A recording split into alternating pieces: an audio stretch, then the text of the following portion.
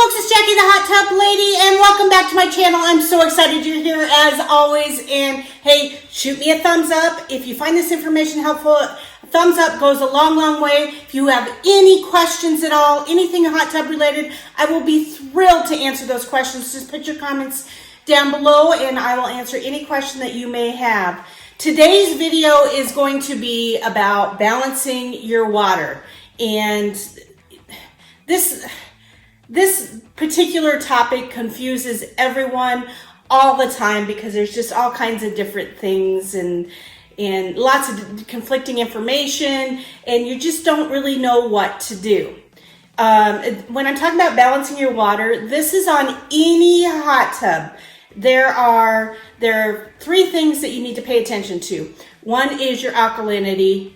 Number two is your pH, and number three is your hardness. If you're not on a saltwater hot tub, there's not a whole lot that you really need to worry about on hardness, but it is something that you do need to pay attention. Sanitizer, that's a whole nother ball game and a completely separate video, and I will do that at a later date. But today I'm just going to talk about balancing your water. So the number one thing to balance is your alkalinity. It is the buffer for everything else. If your alkalinity is in line, everything else will stay in line. So you want to be between 80 and 120. Now, I've had hot tub stores in Nebraska. There's places in Minnesota.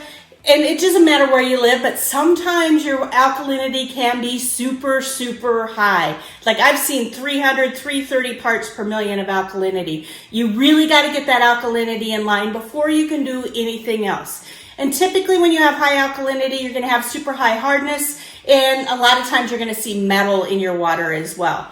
But if you've got super high alkalinity, you're going to have to take that down, and you have to take it down slowly. And the only way to take it down is with a pH decreaser. pH decreaser lowers your alkalinity. Now, I know everybody's like, well, if I put the pH decreaser in, and it's going to take my alkalinity down, but then my pH is going to drop as well. This is true. This is definitely going to happen. They are tied together. It's a scale, and it's going to go up and it's going to go down. They're going to go together. But you got to get the alkalinity in line. It's super important to get it's the buffer for everything else. So if you got to get your alkalinity down, you're going to use your pH decreaser, and you have to do it really slowly. You can't just say, oh, a lot of times you'll see 2 tablespoons every day for 8 days, and you're like, okay, I'm going to just put in 16 tablespoons and I'm just going to walk away from it. You cannot do that. It won't work. All that's going to do is bottom out your pH, and that alkalinity is still going to be way up here, and it's not going to do you any good.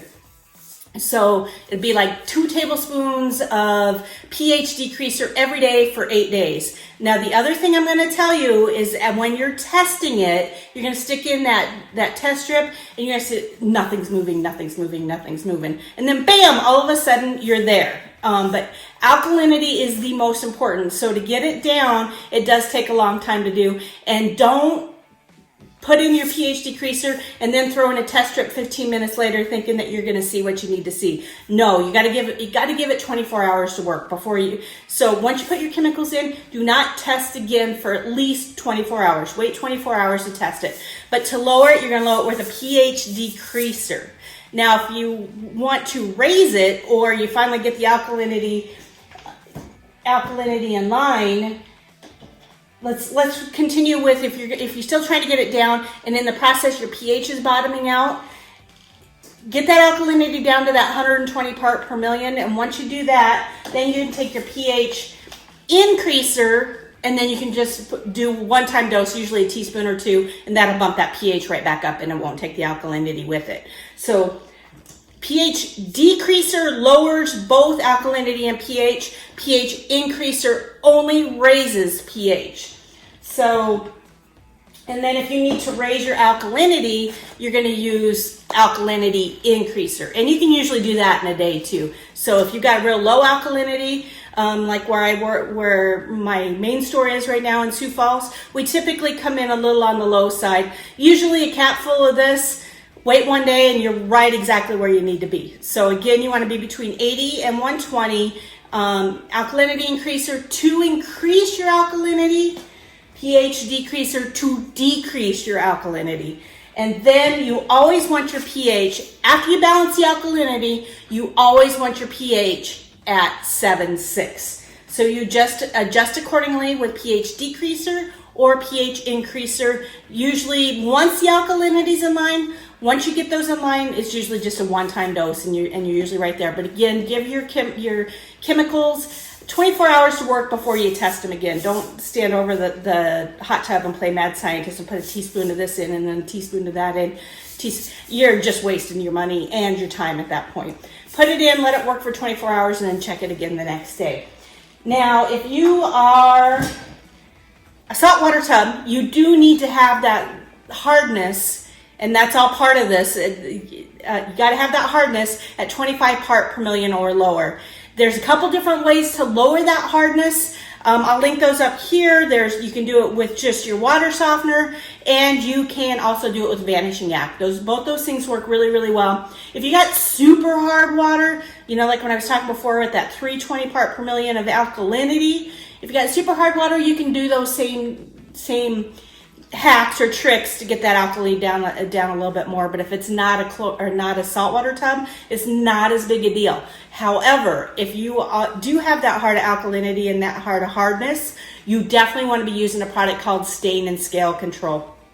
What that does is it keeps calcium from forming on the sides of the hot tubs, the heater, the motors, the pumps, all of that. That can cause a lot of damage. So it's really, really important that you keep that either in solution, and that's what you're going to do with your stain and scale control, or you're going to actually drop it down. But if you got high alkalinity and high hardness, a couple tablespoons of it's actually about 2 ounces of stain and scale control once a week. Phenomenal product by Spa Guard. Works really, really good. If it's a saltwater tub, it's got to be 25 part per million or lower, and you wouldn't be using the stain and scale control at that point. So I hope this helps clear a few things up. I know it's a lot of foreign words and da. Just remember, alkalinity 80 to 120, pH 7.6, hardness in a saltwater hot tub 25 part per million or lower. Any questions at all, shoot me a comment down below. I will be more than happy to help you out. Then once you get all that in line, then you do your sanitizers. So you can definitely, once that's in line, and then your sanitizers will work so much better once you get that ready to go. If you have any questions, ask me down below. Shoot me a thumbs up. It helps so much. And please remember to subscribe. It definitely helps the algorithm, and everybody wins. So just remember, here at the Hot Tub Lady, we love you all, and just keep making life epic.